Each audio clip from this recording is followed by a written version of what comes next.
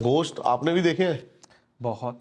आपको पता है भूत प्रेतों का असली अधिष्ठित देवता कौन होता है? प्रेत मंडल का जब निर्माण किया जाता है तो प्रेत मंडल के अंदर प्रेतों को आमंत्रित किया जाता है, क्योंकि भूत प्रेत का अपना कोई शरीर नहीं होता। तो जो शव रूप होता है ना, उस शव रूप को सिद्ध करने के लिए, उसके अंदर से प्रेत आत्मा निकालने के लिए उसको एक शरीर देना पड़ता है।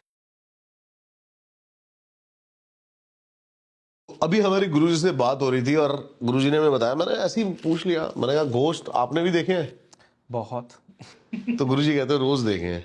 बताओ आप थोड़ा सा एक्सपीरियंस गुरुजी अपने। बहुत सारे एक्सपीरियंसेस रहे हैं हमारे ऐसे। कई ऐसे लोग हैं जो हमारे पास आते हैं, कुछ हमने खुद इन शक्तियों के हमने साधना भी किया है, साधना प्रदत्त भी हमने इन शक्तियों को सिद्ध किया है। जब हमने हमारे टाइम का एक बताते हैं, जब हमने भू डामर का अध्ययन किया था जिस समय पे, तो हस्ती पिशाच जो होता है ना, आपको पता है भूत प्रेतों का असली अधिष्ठित देवता कौन होता है? आप विश्वास नहीं करोगे, गणपति।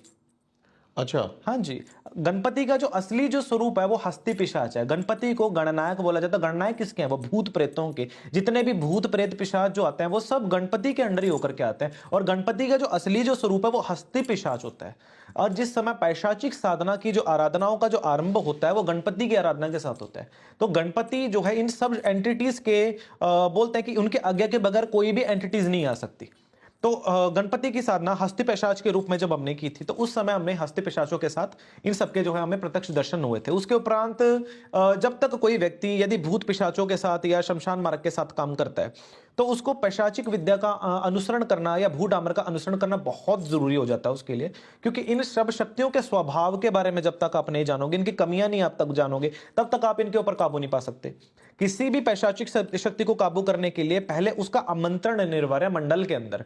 मंडल जानते हो क्या होता है? प्रत्येक काया का प्रत्येक मंडल होता है। इस शरीर को भी आपके मंडल बोला जाता है। आपके शरीर के अंदर आपको पता है कि आपके जो ज्ञान इंद्रियां हैं, आपके जो है सप्त चक्र हैं आपके अंदर, है ना, आपके जो है 27 नक्षत्र हैं।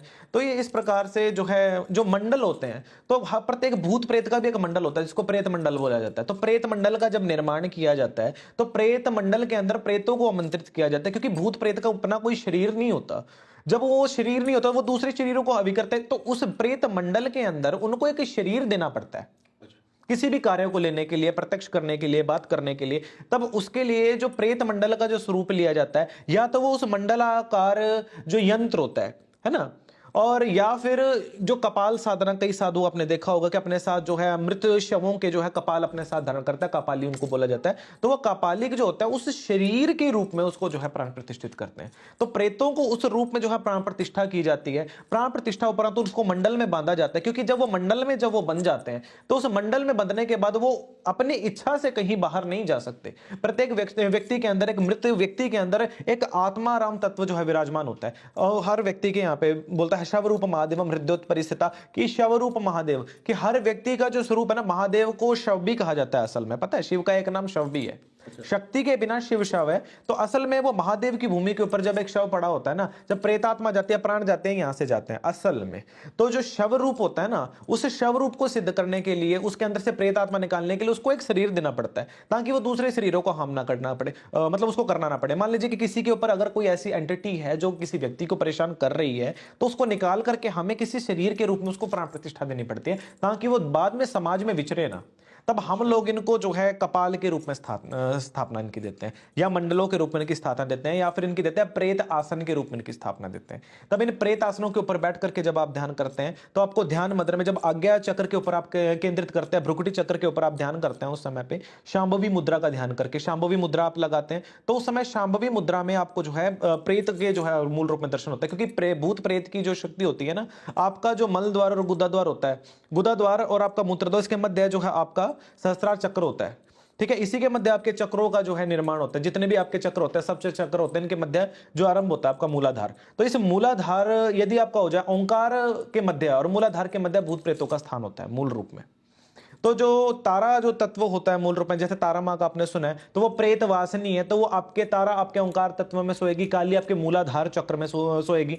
आप ध्यान भी करते हैं अगर आप, तो बोला जाए कि मूल निर्माणेश्वरी महा त्रिपुर सुंदरी, तो वो माता जो आपके मूल का निर्माण करती है, जो आपका निर्माण करती है, आपके शरीर का निर्माण करती है, आपकी ज्ञान इंद्रियों का निर्माण करती है। और वो जो भूत प्रेतों का जो शरीर होता है ना मूल रूप में, जैसे हमारा पंच तत्वों का बना पुतला खेले 5 पचीसी माई, हमारे यहाँ बोला जाता है हमारे कपालिक संप्रदाय में, कि शरीर को 5 तत्वों का बुना पुतला बोला जाता है, जैसे अग्नि हो गया, वायु हो गया, आत्मा हो गया, मिट्टी हो गया, है ना, इन सब का आपस में मिश्रण किया तब जाकर के जो है एक शरीर का निर्माण होता है। लेकिन भूत प्रेतों का शरीर इस चीज से नहीं होता, उनको शरीर चाहिए होता है। तब उनकी जो स्थापना होती है वो मूल रूप में कपाल के मध्य होती है। जब आप शांभवी मुद्रा का आप ध्यान करते हैं, शांभवी मुद्रा पे भ्रकटी पे ध्यान करके आप ध्यान केंद्रित करते हैं और प्रेत साधना जिस समय आप करते हैं और करंजा के पेड़ के ऊपर बैठ के यदि करते हैं तो और ज्यादा जो है आपको फल मिलता है।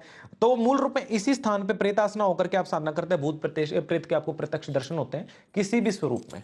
एक दूसरा जो होता है वो होता है कीकर का पेड़। आपने देखा होगा कि आप राजस्थान की तरफ आ जाते हैं, कीकर का पेड़ तक कांटे जैसे होते हैं, कीकर के पेड़ के ऊपर भी इसकी साधना की जाती है। कीकर के पेड़ को बताया भी बहुत ज्यादा जाता है, एंटिटीज का वास होता है यहाँ पर। ऐसे तो कई जो पेड़ पौधे होते हैं उनके ऊपर वास होता है, लेकिन अलग अलग एंटिटियां वास करती हैं, जैसे भूत प्रेत पिशाच और शमशान संबंधी जितनी डामर शक्तियां जो होती हैं, डामरी शक्तियों का वास होता है वो करंजा के पेड़ के ऊपर होता है। और ऐसी शक्तियां जो खून पीती हैं लोगों को रक्तचाप की समस्या करती हैं, वो उसका रक्तमाल के पेड़ के ऊपर जो है उसका वास होता है। और वो शक्तियां जो लोगों का आकर्षण करती हैं, मोहन करती है, यक्षिणियां वगैरह हो गई, इसका ऊद के पेड़ के ऊपर वास होता है। और उसी प्रकार से जो शक्तियां जैसे डायन जैसी शक्ति होगी, इनका पीपलों के पेड़ के ऊपर वास होता है, बरगद के पेड़ों पे, पुराने वृक्षों के ऊपर इनका वास होता है। उसी प्रकार से जो ऐसी शक्तियां जो नाग क्षेत्र की शक्तियां जो लोगों का सब बांध देते हैं, कुंडलिनी शक्ति बांध देती हैं, या लोग बोलते हैं कि हमारी गद्दी बंध गई, हमारी चौकी बंध गई, हमारी पेशी बंध गई, ये बड़ा लोगों में ट्रेंड है। तो ये जो शक्तियां बांधती है ना, ये बांधनी शक्तियां जितनी होती हैं, ये आपने देखा होगा कि रात की रानी का एक पेड़ होता है, ये उसके ऊपर बैठती हैं, तो ये आकर्षण भी करती है, मोहन भी करती है, वशीकरण भी करते हैं। तो शक्तियों का विधान अपना है, शक्तियां कैसे भी देख सकते हो, आनंद है, पर मेहनत की जरूरत है करने की। अच्छा गुरुजी, जैसे मैं आपको बता रहा था तंत्र विद्या के द्वारा मैंने कुछ ऐसी चीज देखी, जैसे बिच्छू के डंक को मैंने सही होते हुए अपनी आंखों से देखा, और वो ये भी बता रहे थे कि हम सांप के डंक को भी सही कर सकते हैं, या फिर दिमाग की कई सारी बीमारियां जैसे कि ब्रेन हेमरेज या फिर कोई क्लॉट हो दिमाग में, तो ये क्या पॉसिबल है तंत्र विद्या के? तंत्र के अंदर 6 कर्म बोले गए हैं, मारण, मोहन, उच्चाटनम, वशीकरणम, स्तंभनम, विद्रेषणम। जिस विद्या के बारे में आप बात कर रहे हो उसको स्तंभनी विद्या बोला जाता है। स्तंभन का मतलब आप जानते हो क्या होता है? स्तंभन का मतलब होता है ठहराव, रोक देना, किसी चीज को आगे ना बढ़ने देना, बांध देना, किसी चीज को ठहरा देना। तो इसका मतलब होता है स्तंभनी विद्या। जब उसके ऊपर स्तंभनी विद्या का जब उसके ऊपर प्रयोग किया जाता है, मान लो किसी भी व्यक्ति के ऊपर मान लो कि अगर स्तंभनी विद्या का प्रयोग किसी के बिजनेस पे अगर कर दिया जाए तो उसका बिजनेस ठहर जाएगा, आगे चलेगा ही नहीं। अगर उसके गर्भ पे स्तंभनी विद्या प्रयोग कर दी जाए तो बच्चा उसको होएगा ही नहीं, कितना कोई कोशिश कर ले, रिपोर्टें नॉर्मल आएंगी, बच्चा नहीं हो सकता। ये आजकल मेरे ख्याल से काफी लोग किसी पे करते हैं, बहुत बहुत है। तो स्तंभनी विद्या का ये मतलब होता है, स्तंभनी विद्या का बुद्धि स्तंभन कर देना। मान लो किसी का बच्चा था, बहुत अच्छा पढ़ा करता, अच्छे मार्क्स आया करते, एकदम से लड़का क्या हुआ कि मतलब वो कॉलेज में जो है गलत संगति में चला गया, एकदम से हस्बैंड ठीक था, प्रेम प्यार था, प्रेम स्तंभित कर दिया, आपस में बड़े अच्छा पति पत्नी में संबंध थे, बाद में क्या देता कि आपस में जो है उन लोगों की मार कुटाइयां हो रही हैं। ऐसे ही बीमारियां जो होती हैं वो शरीर में स्तंभित की जा सकती हैं इस विद्या के माध्यम से। मानते हो कि कोई ऐसा व्यक्ति कि जिसको आप बीमार करना है, कोई ऐसा व्यक्ति यदि किसी रोग से ग्रसित होकर मरा हुआ हो, मान लो कैंसर से ग्रसित होकर मरा हुआ हो, तो उसके जो शरीर के जो चितांग होते हैं, मतलब जो अस्थियां होते हैं, उनको अभिमंत्रित करके पूजन करके यदि उसको खिला दिया जाए इसी स्तंभनी विद्या का प्रयोग करके, तो उस व्यक्ति को वही बीमारी उसी जगह पे हो जाएगी जिस जगह के ऊपर जो है उस व्यक्ति को की मृत्यु हुई है, और उतने समय तक रहेगी जितने समय तक उस व्यक्ति ने रोग भोगा है। अच्छा, ये किया भी जा सकता है और इसको ठीक भी किया जा सकता है। ठीक नहीं मतलब इसको स्तंभित किया जा सकता है। मान लो वो स्टेज है, मान लो तीसरी स्टेज के ऊपर अगर कोई चीज आई है, उसको स्तंभित यदि कर दिया जाए तो वो स्टेज से आगे नहीं बढ़ेगी, वहां ठहराव हो जाएगा उस चीज का। उसके बाद वो मेडिकल साइंस से उसको ठीक किया जा सकता है। तो तंत्र जो है अपने साथ जो है दोनों का परस्पर लेकर के चलता है। ये तंत्र में क्या होता है कि मतलब ठहराव भी देता है साथ में, प्लस मेडिकल साइंस का भी जब यूज किया जाता है, दोनों को जब एक मुख कर दिया जाता है तो ये बनता है रस तंत्र विज्ञान। ये भी एक तांत्रिक ग्रंथ है।